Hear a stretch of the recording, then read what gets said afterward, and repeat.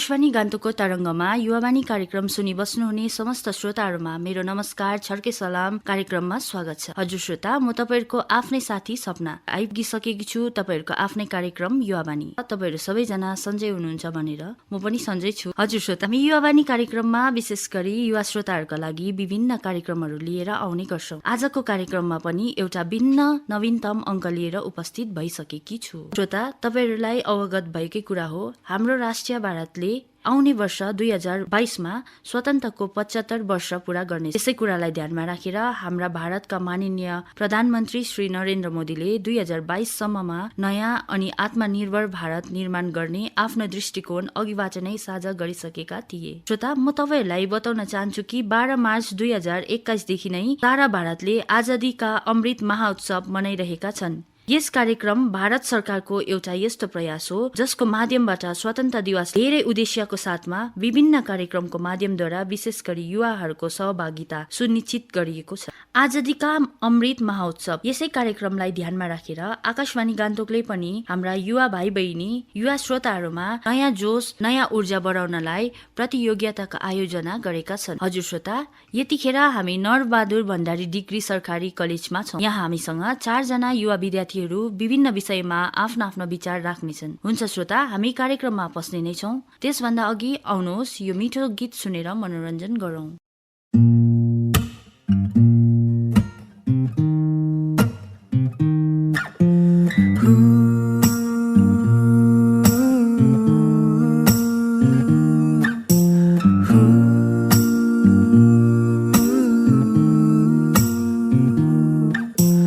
आकाशैमा 9 लाख तारा,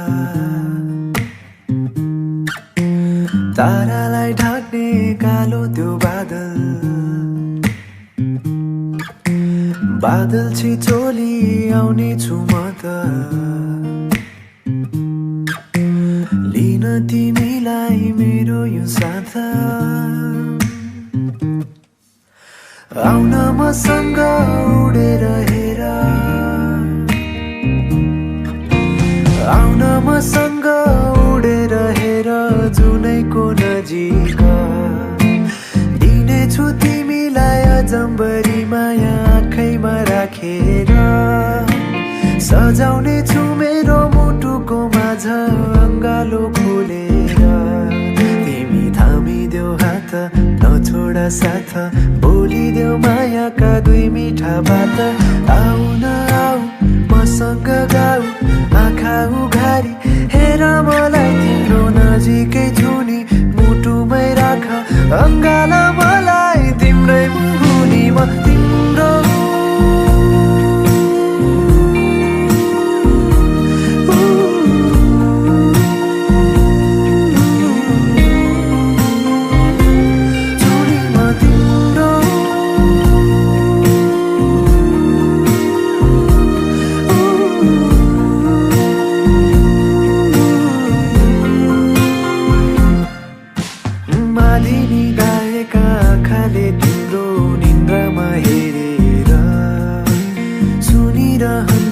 गीत यो मेरो मुसुक्का हाँसेर, परेली तिम्रो झिमझिम गर्छौ, हातले मेरो औला समाउँछौ, नजिकै आऊ मलाई समाऊ, चिसो छ मुटु न्यानो बनाई तिम्रो साथैमा राख, जान नदेऊ सम्हाल मलाई तिम्रै मुनि म तिम्रो।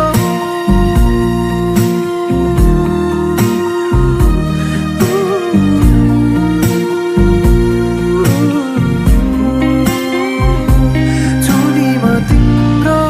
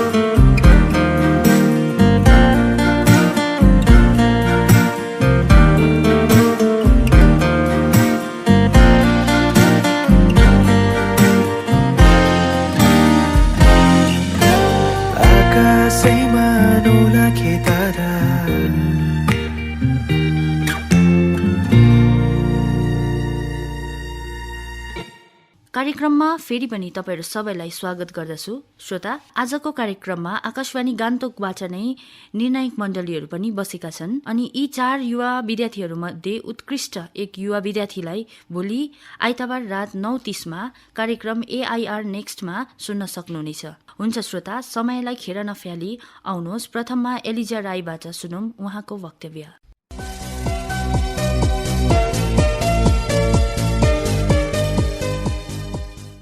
नमस्कार, म एलिजा राई नरबहादुर भण्डारी सरकारी महाविद्यालयबाट। आजादीका अमृत महोत्सवको शुभ अवसरमा म हजुर समक्ष बौद्धिक स्वतन्त्रता आत्मनिर्भर शताब्दीको हाम्रो गन्तव्य विषय लिएर केही बातचित गर्न चाहन्छु। हामी सबैलाई थाहा भएकै कुरा हो, स्वतन्त्रताको शाब्दिक अर्थ बन्धनहरूबाट मुक्ति, अर्थात् प्रत्येक व्यक्तिले बिना कुनै बन्धनको आफ्नो इच्छा अनुसार सबै कार्यहरूमा सुविधा प्राप्त गर्नु। हुन त 1947 मै हामी अंग्रेजी सत्ताबाट त स्वतन्त्रता भयौं, तर अंग्रेजी सोच, अंग्रेजी ढाँचा र मानसिकताबाट हामी अहिले पनि बन्दी बनेका छौं। वर्षौंसम्म केवल स्त्रीधनको प्रथा रहेको हाम्रो समाजमा दाइजो प्रथा जस्तो महिला विरोधी कुरीति कसरी भित्रियो भन्ने प्रश्न हामीले गर्नुपर्छ। जीवनभरि पढेर सरकारी नोकरी चाकरीमै झुन्डिन पर्ने मानसिक बाध्यताको सृजना अहिलेसम्म पनि किन छ? भारतको स्वतन्त्रता भनेको भारतीय अभिव्यक्तिको स्वतन्त्रता हो। अहिले हामी भारतीयतालाई नकारेर पाश्चात्य जगतको अनुसरण किन गर्दैछौं भन्ने प्रश्न हामीले गर्नुपर्छ। विश्वगुरु मानिने संसारकै सबैभन्दा पुरानो सभ्यता भएको भारतवर्षको सन्तानले आएर लाखौं ज्यान गुमाइ पाएको स्वतन्त्रताको आज हामीले के मूल लगाएका छौं? स्वतन्त्रताको 75औं वर्षगाँठ हामी मनाइरहेका छौं। हामीसँग स्वतन्त्र भएका देशहरू कसरी हामीभन्दा अगाडि भइसकेका छन्? हामीभन्दा पछाडि स्वतन्त्र भएका देशले हामीलाई विकासको गतिमा कसरी छाडिसकेका छन्? कसरी आजको दिनमा हामी सामान्य सुविधाहरूको निम्ति पनि लडिरहनु परेको छ? यो आज हरेक भारतीयको निम्ति चिन्तनको विषय बन्न पुगेको छ। हुन त म प्रश्न गर्ने कोही पनि होइन, तर एक भारतीय नागरिक भएको कारण म यो विश्वास गर्छु कि हरेक दृष्टिकोणबाट देशको विकास हुनु प्रशासकमा निर्भर नभएर व्यक्ति विशेष हुँदछ। तसर्थ देशको उन्नति हामी र हाम्रा सोचमा समानुपातिक रहेको छ। जबसम्म हाम्रो सोचाइमा रहेका सिमाना र अरूको नक्कल गर्ने सिलसिला तोडिँदैन, तबसम्म हाम्रो देश सम्पूर्ण रीतिले स्वतन्त्र बन्नै सक्दैन। यहाँ म स्वरचित कविता सिमानाको एक अंश राख्न चाहन्छु, जसले यसरी भन्दछ: प्रतिशोधका पर्खाल प्रतिरोधका नारा भस्म भूमिभरको भातृभाव सारा, तिम्रा सोचका सिमाना आफ्नै नियम र कायदा, जात धर्म रीतिरिवाजका बताउँछन् आफ्नै फाइदा। शिक्षालाई अङ्कको सिमाना जातिलाई दर्जाको, धर्मलाई व्यवहारको सिमाना नारीलाई स्वतन्त्रताको, अति भो जात धर्म रंग रूप अनेकका सिमाना, जहाँ सम्झौताको टिकाउ अर्थहीन छ, जहाँ स्वतन्त्रता बिकाउको ऋण छ। भत्काइदेऊ सिमाना जहाँ लाखौं भद्र पाइला भाँसिएको छ, भत्काइदेऊ सिमाना जहाँ तिम्रो असफलता गाँसिएको छ, भत्काइदेऊ सिमाना जहाँ हजार प्रेमको मूल्य चुकेको छ, भत्काइदेऊ सिमाना जसपारी तिम्रो कल्याण लुकेको छ, भत्काइदेऊ सिमाना तिम्रा बलिन्द्र आँसुले लछ्याप्रै भिजेको, भत्काइदेऊ सिमाना अरूका असन्तुष्ट भेदभावले सृजेको। अन्तमा हामी सबैले हाम्रो भारतीय सुन्दरताको आदर गरौं र आत्मनिर्भर बनेर अघि बढौं। धन्यवाद। जय हिन्द। श्रोता, यतिखेर तपाईहरूले एलिजा राईको प्रस्तुतिलाई सुनिरहनु भएको थियो। एलिजा राईलाई यो मिठो अनि ज्ञानवर्धक प्रस्तुतिको लागि धेरै धेरै धन्यवाद साथै बधाई। यसपछि म लगत्तै दिनेश राईलाई आफ्नो प्रस्तुतिको लागि अघि बोलाउँदछु।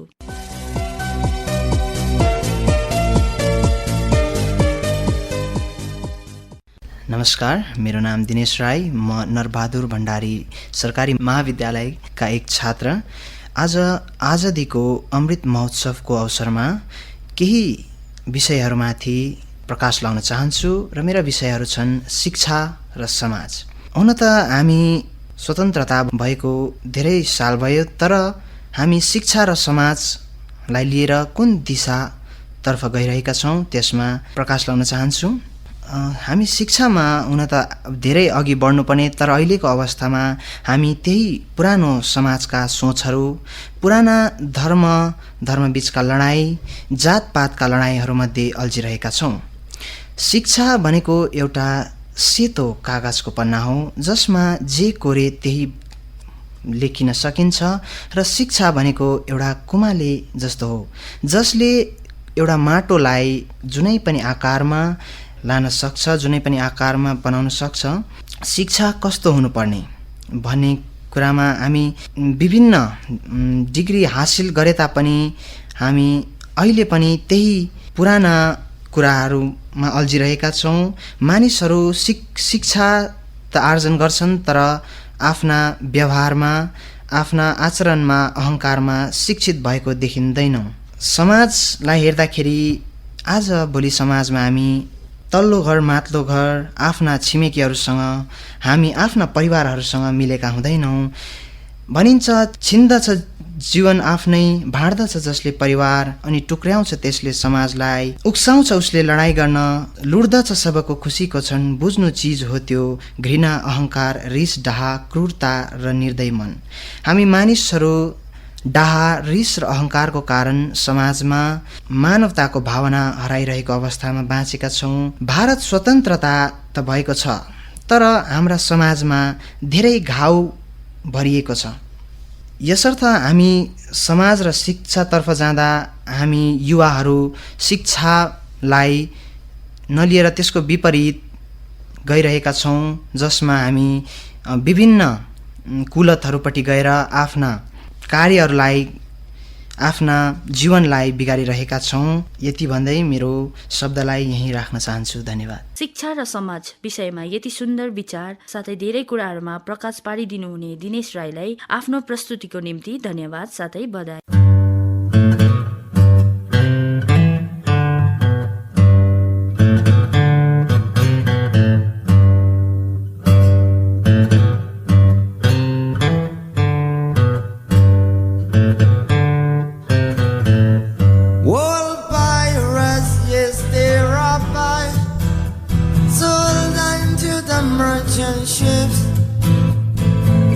Minutes of a day to guide from the bottomless pit, but my aim was made strong by the hand of the Almighty.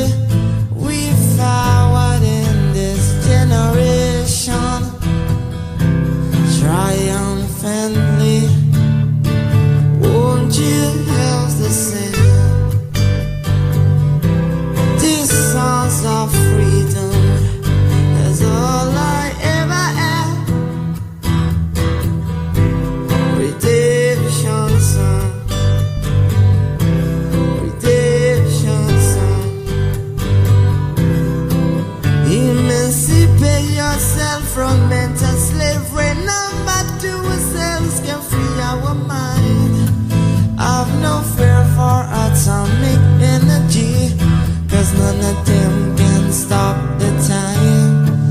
Our love shall kill our prophets while we stand aside and look. Some say it's just a part of it. We've got to fulfill the book. Won't you else to say these songs of freedom is all I ever had. Redemption song, redemption song, redemption song.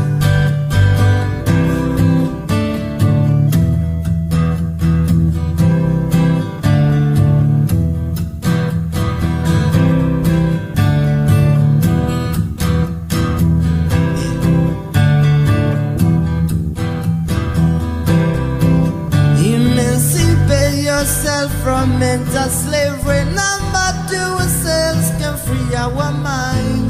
Whoa, I've no fear for atomic energy, 'cause none of them can stop off the time. Our love shall kill our prophets while we stand aside and look. Some say it's just a part of it. We got to fulfill the book. Won't you else the same? These songs of freedom is all I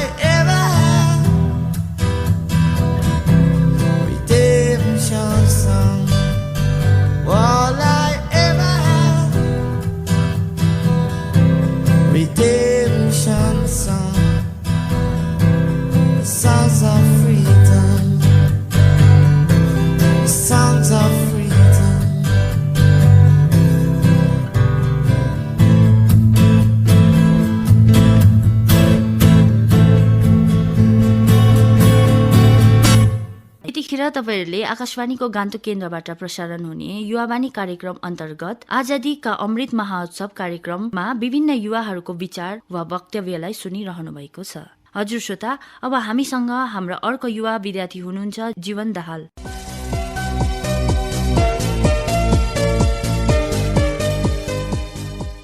नमस्कार, म जीवन दाहाल नरबहादुर भण्डारी सरकारी महाविद्यालयबाट 75औं आजादीका अमृत महोत्सवको शुभ उपलक्ष्यमा हजुरमाझ भारतको पुनर्निर्माण र भारतीयको भूमिका विषय लिएर एक दुई शब्द राख्न गइरहेको छु र मेरो शब्दहरू यस प्रकार छन्। भारत, जसलाई हिन्दीमा भनिन्थ्यो सोनेकी चिडिया अथवा सुनको चिडिया, संसारको सबैभन्दा राम्रो अर्थव्यवस्था भएको देश भारत, जसलाई 1526 देखि 1761 सम्म मुगलले आफ्नो दबावमा राखी आफ्नो साम्राज्य खडा गर्यो। इतिहास साक्षी छ भारतको अर्थव्यवस्था घटेको, गरिबी बढेको अनि अनिकालको शिकार भएको। फेरि त्रासमा बाँचेको भारत देश अङ्ग्रेजको शिकार हुन पुग्यो। तरै पनि ती वीर स्वतन्त्र सेनानीका कारणले आज हामी अङ्ग्रेजको गुलामीबाट मुक्त भयौं। तर त्यस समयमा पनि हाम्रो सिक्किम भने राज शासनमै थियो। सिक्किम 1975 भारतमा विलय भए बापत त्यस ताकको भारतको पहिलो राष्ट्र स्तरको परिवेश र विदेशको हाम्रो नीति जे पनि थियो, तब पनि हामी दमनको स्थितिमा बसिरहेका थियौं। सिक्किमेलीले भारतको पहिलो राजनैतिक स्तर नदेखे तापनि राष्ट्र स्तरको जुन नीति सिद्धान्त थियो त्यो एकदमै दयनीय स्थितिमा थियो। र अहिले आएर भारतको विदेश नीति हेर्न सक्छौं। आज भारतीय भन्दा दुनियाँमा कस्तो गर्वबोध हुन्छ, भारतीय भन्दा दुनियाँले कुन नजरियाले हेर्छ र भारतीय मूल निवासी भन्दाखेरि दुनियाँमा हामीले कति छाप छोडेका छौं। संसारको 7 जना व्यक्ति हिँड्दैछ भने त्यसमध्ये 1 जना व्यक्ति भारतीय हुन्छ भनेर भन्नु अथवा गन्नु भनेको हामी पनि त्यस 7 मध्ये 1 हौं। ग्लोबल पोलिटिकल सिनारियो अनि ग्लोबल इकोनोमिकल फोरमको पनि भारत ठूलो भन्दा ठूलो कन्ज्युमर बनेको छ। एउटा जनसङ्ख्याको आधारमा जति पनि consumption of goods and resources छ त्यो धेरै नै ज्यादा छ भारतको। भनिने गरिन्थ्यो, यह डाल डाल पर सेना की चिडिया करती है बसेरा, वो भारत देश है मेरा। त्यो सुनको चरा भन्ने हाम्रो सपना थियो, हाम्रो परिकल्पना थियो। त्यसलाई साँचो अथवा सत्य बनाउनु छ भने यही जुन हाम्रो जनसङ्ख्या छ त्यसलाई रिसोर्सफुल इम्प्लोएबल पपुलेसन बनाउनु अति नै जरुरी छ। र अहिले भारतको राष्ट्रनीति अनि सरकारको सिद्धान्त त्यसपट्टि लागू भइरहेको छ। हामीले प्रत्यक्ष रूपमा देख्न सक्छौं, जसलाई मेक इन इन्डिया, स्वाभिमान भारत अनि राष्ट्र स्तरमा चलिरहेको आत्मनिर्भर भारत, यस्ता यस्ता नीतिहरूलाई हेर्न सकिन्छ। हाम्रो धार्मिक नदी गङ्गा कति प्रदूषित थियो सबैलाई थाहा भएकै कुरो। तर अहिले नमामि गङ्गेको प्रोजेक्टले ठूलो अवधारणाको परिवर्तन आएको देखिन्छ। कसरी भारत बदलिन सक्छ अथवा कसरी भारतले विश्वलाई गुरु भएर मार्गदर्शन दिन सक्छ भन्ने यो एउटा प्रमुख उदाहरण हो। यसलाई हामीले यसरी नै हेर्न सकिन्छ। यहाँ जब सरकारले खोला सफा गरौँ भन्दा सारा देशले नै यसलाई सहयोग गरिरहेका छ भने यो भन्दा ठूलो उपलब्धि हाम्रो केही पनि हुन सक्दैन। भारतले खाली सामाजिक क्षेत्रमा मात्रै होइन तर इकोनोमिकल, टेक्नोलोजिकल, इन्डस्ट्रियलाइजेसनका क्षेत्रमा पनि एकदमै रफ्तारपूर्वक उपलब्धि हासिल गरिरहेको छ। आज आफ्नो आँखामा लगाएको पट्टीलाई खोलेर महात्मा गान्धीजीको चस्मालाई हेरेर सारा भारतवासीले नै स्वच्छ भारत अभियानको मुहिमलाई नै सफल बनायो।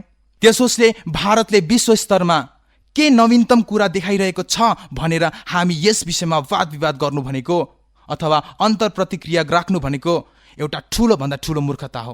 किनभने हाम्रो आँखाको अगाडि प्रत्यक्षदर्शी छौं कि भारतले विश्व स्तरमा आफ्नो छाप छोडिसकेको छ।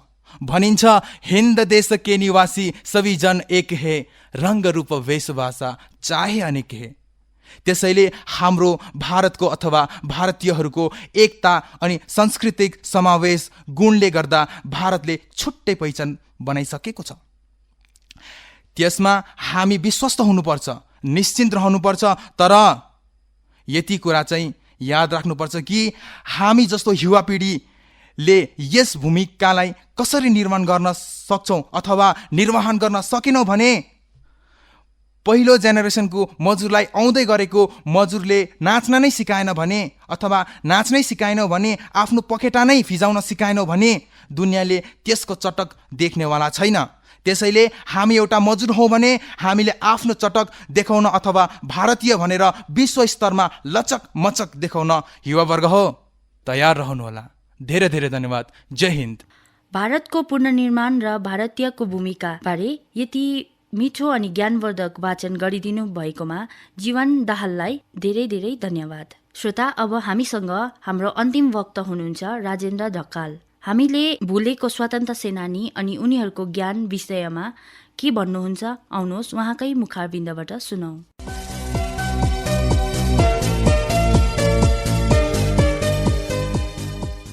नमस्कार, म राजेन्द्र ढकाल, तादोङ महाविद्यालयबाट।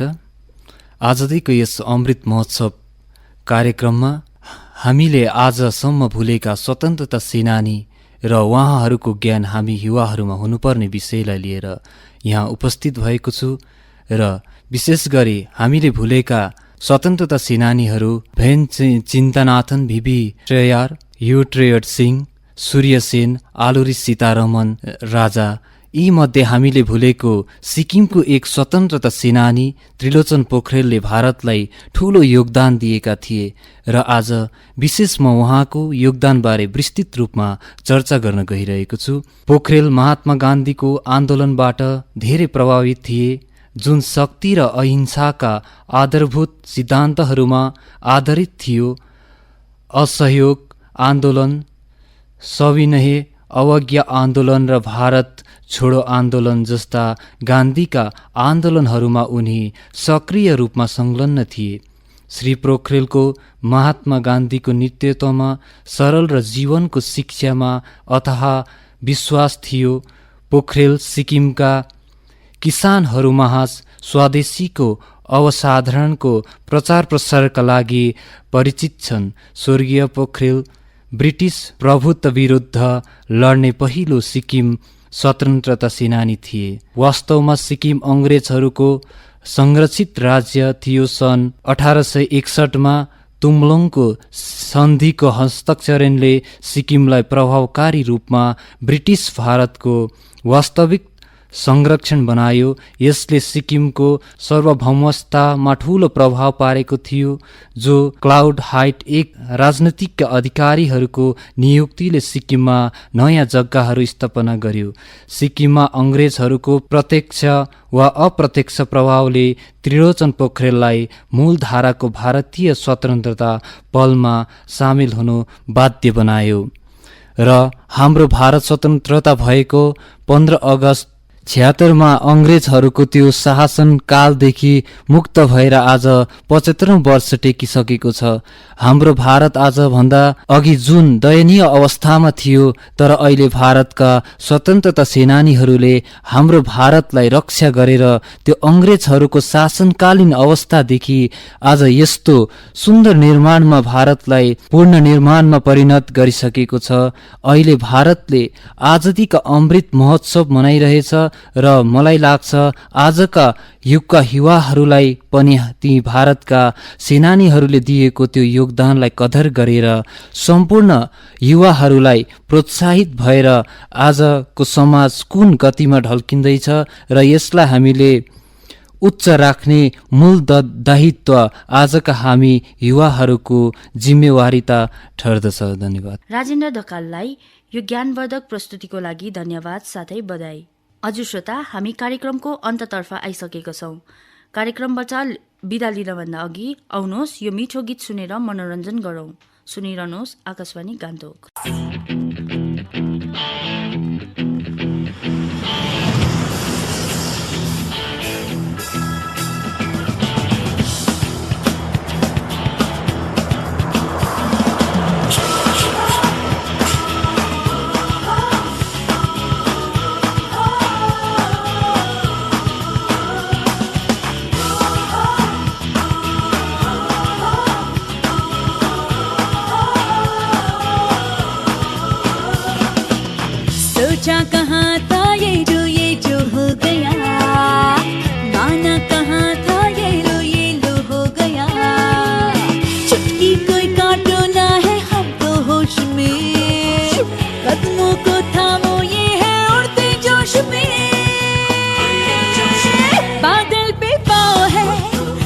झूठा गाँव है, अब तो भाई चल पड़ी अपनी ये नाव है। बादल पे पाँव है या झूठा गाँव है, अब तो भाई चल पड़ी अपनी ये नाव है।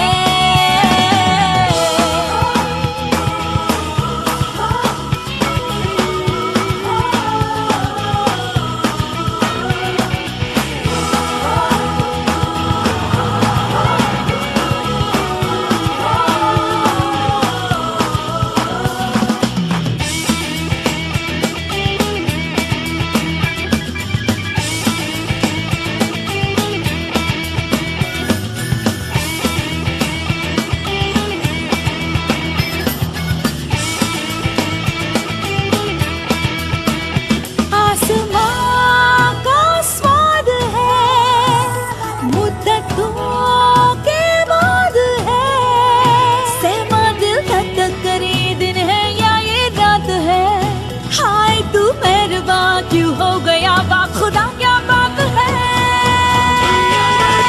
बादल पे पाँव है या झूठा गाँव है, अब तो भाई चल पड़ी अपनी ये नाव है। बादल पे पाँव है या झूठा गाँव है, अब तो भाई चल पड़ी अपनी ये नाव है।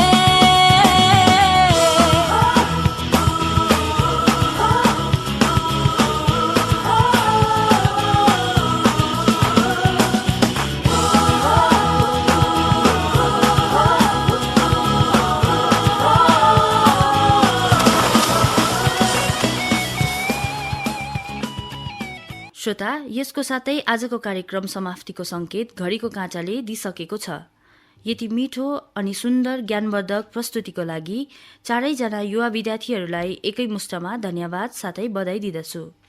मलाई विश्वास छ तपाईहरूको प्रस्तुति र आजको कार्यक्रमबाट हाम्रा श्रोताहरूले धेरै लाभ उठाउनु भएको छ भनेर। तपाईहरूलाई आजको कार्यक्रम कस्तो लाग्यो? सुझाव, सल्लाह र प्रतिक्रियाको लागि अल इन्डिया रेडियोको फेसबुक वालमा लेख्न नभुल्नुहोला। श्रोता, भोलि फेरि AIR नेक्स्टमा हाम्रो भेट हुने नै छ। तबसम्मलाई बिदा दिनुहोस्। नमस्ते, शुभरात्रि।